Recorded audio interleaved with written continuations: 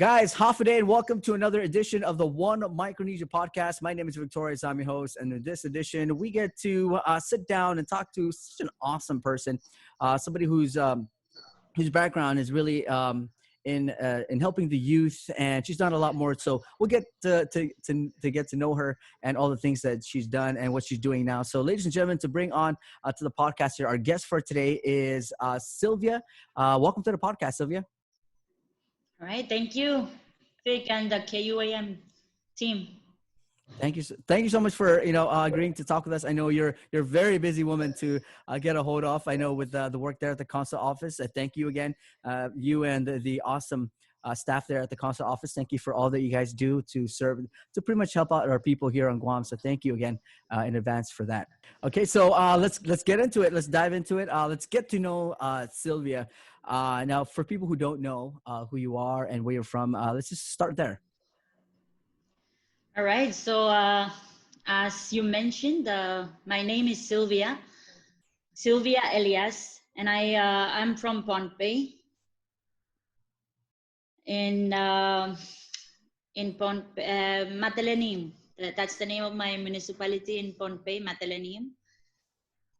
And yeah, that's basically where I'm from. And right now I'm here on Guam, working at the FSM Consulate Office. Nice. And then we're going to get to talk about later on in the podcast what you do there, what awesome job and you do there at the consulate office. But right now, I want to take it back in time because one of the reasons why I think your name popped up on the list of nominated people who were being nominated for the podcast was the work you did before coming back to Guam and working for the consulate office. So let's take it back in time. Let's take it back to, I guess, Pohnpei, where it all started for you. Let's talk about some of the things that you did there. I know you were big on with youth. I know you were part of the Upper Bound program. That's correct. First?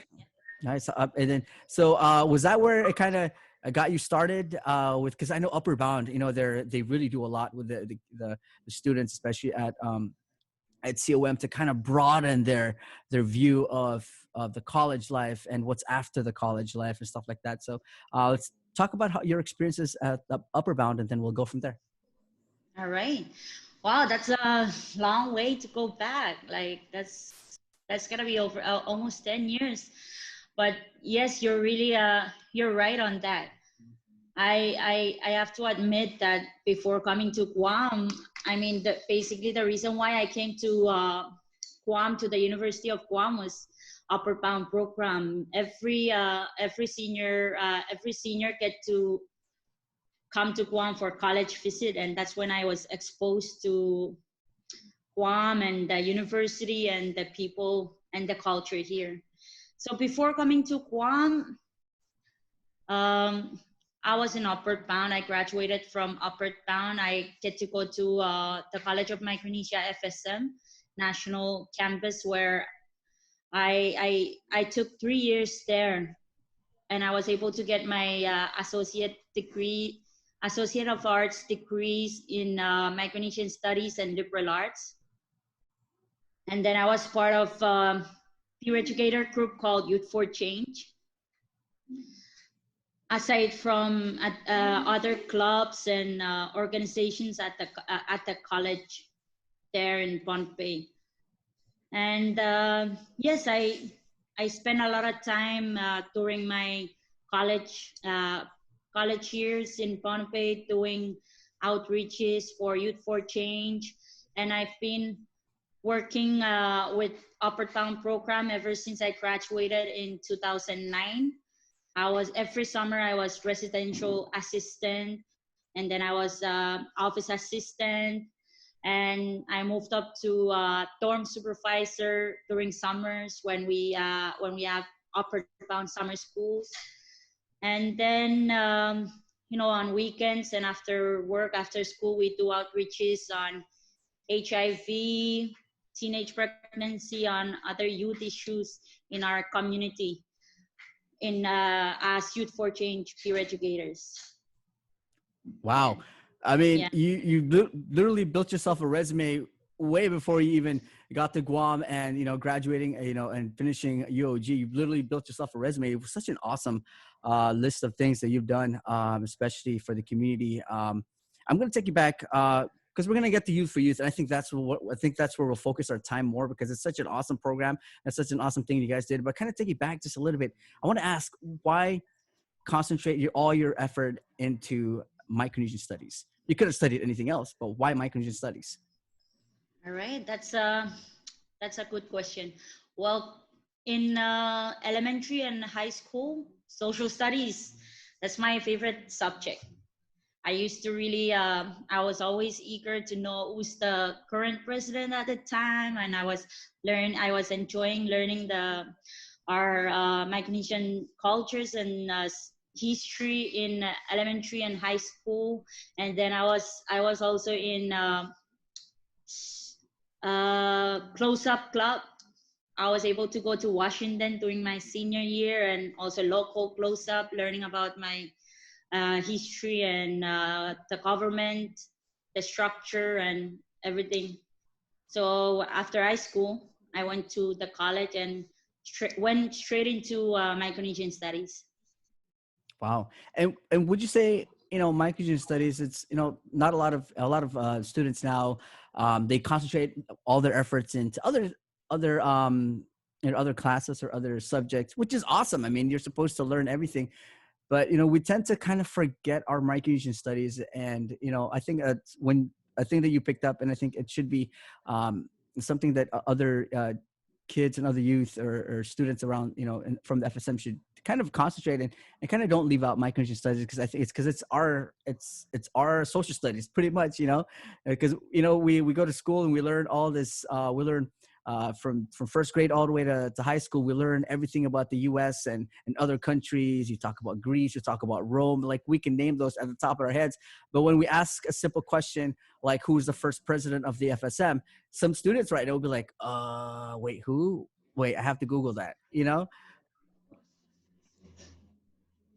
That's very true. So, so what's your take? Like, what's your message right now? If you were to talk to our fellow students from the FSM, or in the FSM in school or here on Guam, what would your message be in line with Micronesian studies?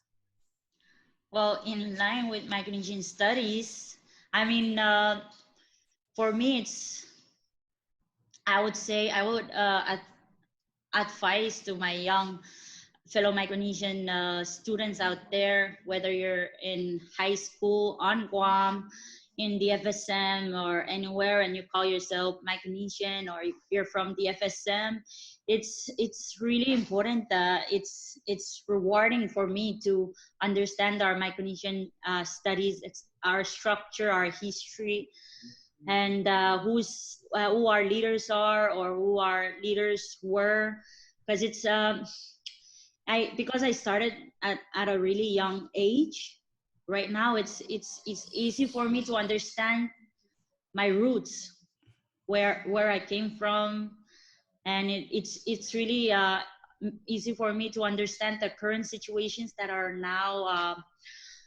uh, now going around in our community, such as the compact impact and migration and all other related issues about us as Micronesians. Wow, I like it, and I think somebody said it, probably in a song, or somebody said it, that to know where you're going to, at least you got to go back and figure out where you started. So that's always a good thing to know. I think I wrote that song. Oh, that's what it was. Okay, definitely. Now I know. So let's talk about Youth for Youth. Talk about what kind of program is this? Who created it, and how did you come to find the program, and what were some of the activities that you guys do? So we started the Youth for Change in 2008. It's been over 10 years already, and when we started it, the four it stands for leadership, commitment, characteristics, and advocacy. Wow. Yeah, and we were partnering with public health, doing HIV outreaches in the community, teenage pregnancy and other youth issues in Pohnpei, and we would go to different communities. Sometimes we're requested to go there, and our messages in we were also doing our messages in a more creative way, such as sending a message of HIV in a song or a skit role play or in dances. So that's how we do our outreaches in these creative, and our group it's full of talents, and it's really rewarding. That's me in high school. And then in 2010 we kind of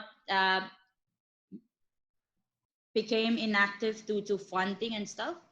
2010, so in 2000 we kind of died out 1 year and then came back in 2011, and Wow. then continue. I was already in college, so we had to recruit new members and revive the program. And since then, this is us. We've progressed from practicing our songs and dances in the parking lot to having our own facility in Pohnpei.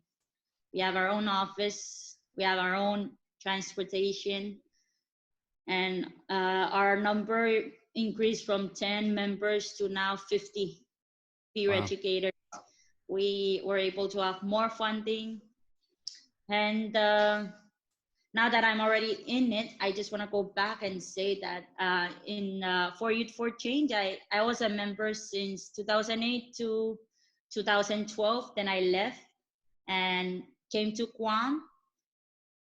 And then when I finished with school on Guam and I went back to Pohnpei in 2017, I took up the responsibility as director on voluntarily basis. I was basically managing and running Youth for Change from for 2 years before I left and returned to Guam. And I'm still running it virtually on voluntary basis. Wow. Wow. Wow. I just gotta say, like I said at the beginning, like you literally built your own resume way before you even reached college and graduated. And to where you're at right now, you had a foundation and you just kept at it. So I just gotta congratulate and thank you for all you did. I guess. Thank you. So let's talk about Youth for Change.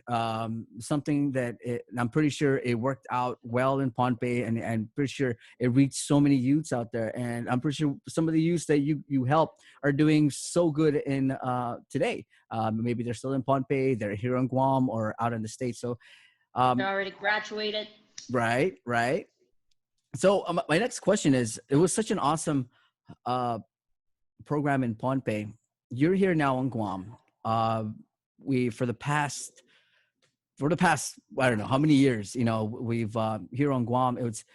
There's always this stigma or this thing that that kind of taught our youth, that kind of shined a bad light on our youths, and especially our youth. And I want to touch up. I just want to talk about the youth because that's pretty much the future of our community here on Guam.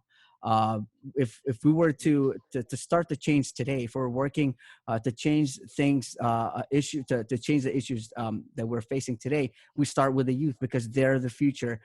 So from somebody who worked such an awesome program in Pohnpei, and you see it come through with light and prosperity, do you think that a program like Youth for Change would be implemented here on Guam? Maybe, and I know that the Manila maybe has some awesome programs happening right now, but do you see a program like the Youth for Change here on Guam? Well,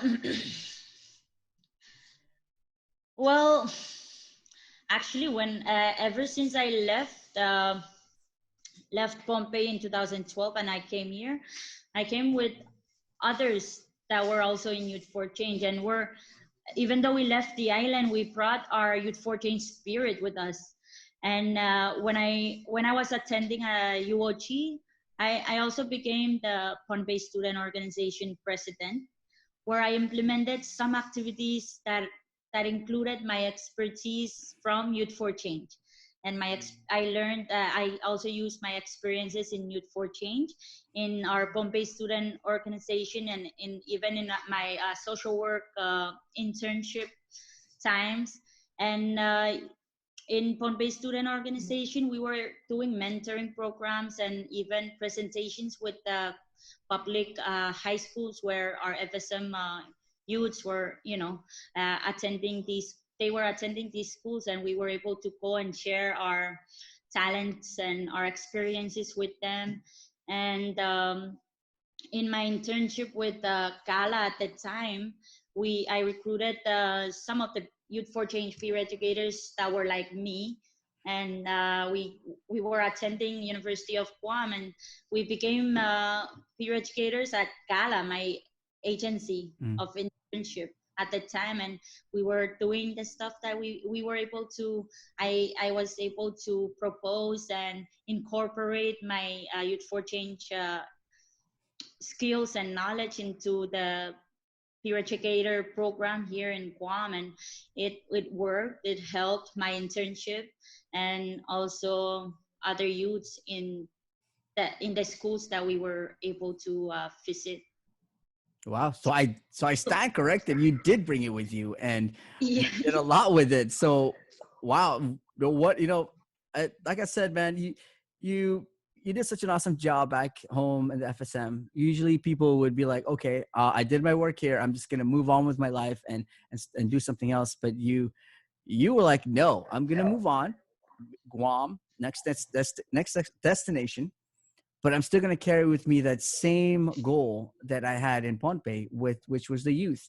So you came here and you took it with you to UOG, and then from there to I'm pretty sure you kind of influence what Maniello is doing right now, and Maniello is doing such a superb job in connecting, especially with our youth here in on Guam. So I just gotta say again, I gotta clap again because wow, what a job well done, and thank you for having doing so to bring that mentality from Pohnpei to Guam, and that mentality still lives in the programs that we see now that are developing at Manielu and other programs that are helping our community. Thank you, Vic. So so you did that, and you also did some traveling, and this one I got a shout out to Carmen George, because I was messaging her. I was like, "Hey, Carm, I want to get you on the podcast, because she has her clothes lining. He started out with her the clothes lining for Nem and Guam, but she was like, not ready yet, but I have a list of people." So she sent me a list, and then you were on that list. I was like, "Hey, no, I know Sylvia. She's on my list too." And she's like, "No, you should really get her." And then she sent me a screenshot of, I think you're on your way to a conference or a convention or somewhere. So you did a lot of traveling. Tell us more about that. How did it feel to represent the FSM and the youth to big conventions and stuff like that? So I'll just share some of my experiences in traveling. I'm actually also I was part I'm part of the Global Indigenous Youth Caucus. In 2016, I went to New York. I was part of this women leadership program, and thanks to my professor, Dr. Lisa Natividad, for helping me get into that program where I went to this indigenous platform, and I advocated for family violence in Pohnpei. And I was able to get my funding after my advocacy in New York. And in that experience, I started getting involved with the Global Indigenous Youth Caucus, where I was able to travel to New York a couple of times and even to Rome, uh, representing the Pacific indigenous youth voices. I even represented the Pacific there's a book about global indigenous youths. It's somewhere at the University of Columbia in New York. I was able to have a piece in it in one of the chapters. I recommend you to read it to also see how I was able to contribute to the indigenous youth's rights and voices. And that's my traveling experience and my representation in terms of indigenous youths. I was able to travel to Fiji, Geneva, and Philippines for representing the Micronesian Red Cross National Society. I returned to Pohnpei 2 years ago, and I was also I became a board member representing the youth for the Micronesian Red Cross National Society. And I was able to travel to represent and to also raise the voices and develop some frameworks and bring our ideas to the table, whether it's regional, international. And I guess that's one of the things you Mhm. learn from about me. The most recent experience for me in terms of my representation of Micronesian Red Cross National Society was me running for youth representative in the International Red Cross Society. It was in Geneva, and even though I wasn't elected, because coming from a really small dot, Mhm. how even match these bigger countries, and but I didn't chicken out or stand down. I was fighting and trying my best to represent, because amongst the 21 Pacific countries that were represented in Red Cross, I was the only one that can actually represent the Pacific, because everybody else didn't not didn't but they didn't want to be the voice of the Pacific. So I took up that challenge. Wow. Even I lost the election, but I'm still proud that I was able to stood up for our Pacific families in Red Cross. Wow. I mean, you talk about representing first Pohnpei, the youth of Pohnpei, and then moving up a stage as the FSM, and then Micronesia, because we're going by region. And then now you say you're representing the voice of the Pacific. You know, it's hard. And one of the key things that make you super awesome is that when anytime at a youth conference or a youth convention, people really they look at youths as just kids. But see, that's why we need strong and powerful voices like yours to push a message across. Because when you're trying to talk to big companies and you talk to the government, like I said, they look at youths as, oh, they're just kids. They don't know what they're saying. So having a voice like yours and pushing an idea across, pushing for a change, for some issue, with such a powerful and inspiring voice like yours. I think that's one of the reasons why becoming the voice of the Pacific. I think that's one of the coolest and greatest things ever. Thank you, Vic. So that's awesome. Like I said, man, when we started this podcast, I literally called it at first, and I that you literally built your own resume before getting into college and graduating at UOG and then getting to where you're at now. So that's awesome, and big ups to you, to all you're doing. Speaking of what you're doing, let's talk about what you're doing now at our FSM Consulate Office here on Guam. Well, here at the FSM Consulate, I'm one of the four foreign service officers here at the consulate office in Guam. And what we do here, generally, we're doing consular work for our FSM government, informational sharing with our FSM citizens residing on Guam. And now with COVID-19, we're also looking after our stranded citizens, students at the universities who needs our assistance. And that's just additional to our daily window service activities, where we help our citizens with basic documentation such as power of attorney and birth certificate request and passport processing, legal guardianship, or just I-94, or even like talking with them on the phone, explaining um, processes and referring them to resources that might help them with their situations. The list goes on. And we're even doing the PUA right now, assisting them over the phone with their weekly claims. And aside from that, we've done community outreaches. And one activity that I was playing a really big role in, which relates to my experience from Youth for Change and Upward Bound program, would be the FSM Youth Summit that we were able to implement. That we were supposed to do 6 sessions, and we did 3 sessions. Unfortunately, the COVID-19 came, and then we had to stop. But the Youth Summit, you can, or if you were there or you heard about it, it's also coming from my experience of all the stories I've shared with you. Wow. Like I said, Matt, what a resume you built, and you continue to build onto it. And especially when you do it, you're also helping other people too, especially our community. So again, we're kind of running short on time here. I just want to say thank you to you and all our the awesome staff there at the consulate office. I know you guys are being bombarded with calls and calls. People are confused. It's COVID-19. People, so but you guys are on top of the game. You guys are patient. You guys are pretty much calm, because I think that's what we need in situations Hopefully. like this. Being calm. You guys are helping out our citizens. So thank you guys so much for all that you guys are doing there at the office. So pretty much to close here, I know we're heading to a whole week of just people are panicking. We're seeing a lot more cases now.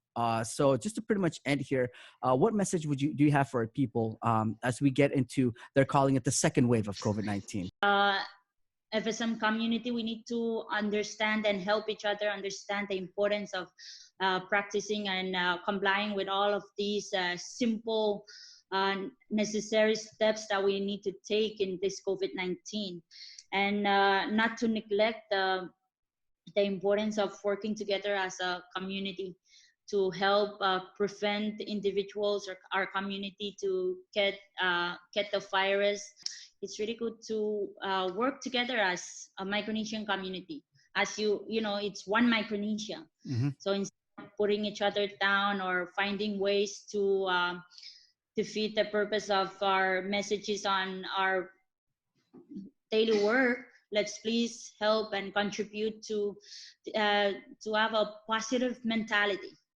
Thank you. All right, guys, that pretty much concludes another episode of the One Micronesia Podcast. Remember to catch more. You can follow us on KUAM News on the YouTube to watch more on there. Other than that, man, you guys stay safe. Social distance, do the whole shebang, wash your hands, and just be safe, guys. My name is Victorious, and I just want to say peace.